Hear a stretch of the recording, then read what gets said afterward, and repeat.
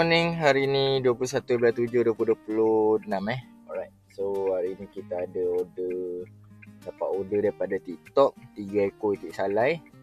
Lepas tu daripada Shopee 1 ekor itik salai. So sekarang kita hantar TikTok dulu. Lepas tu kita hantar SPA Shopee. Satu lagi tempat berdekatan jugalah. Alright. Lepas tu baru kita kayu lala. Alright, so stay tune.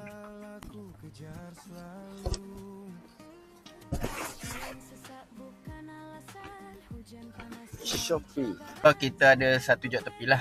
Ini memang klien saya, bukan melalui lala lah. Alright. So RM90 hantar barang kontrak macam biasa. Alright. Guys, dapat job 39.90 sen 10 minit ambil, dalam 15 minit hantar.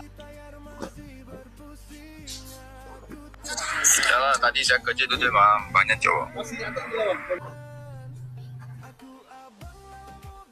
Okay guys, kita makan dekat restoran nasi kandar Green Light dengan Hong Dia ada job conveyor.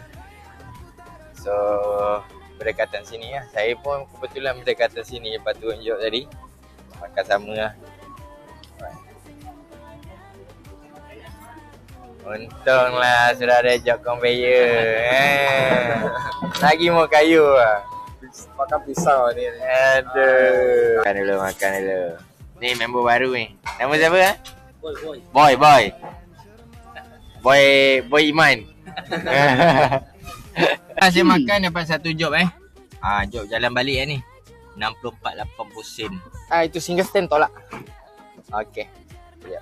Guys, motor kita dah turun dah.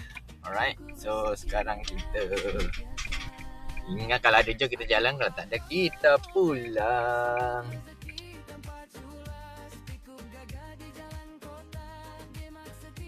Pagi buta enjin ku hidup, api panas teman hidup.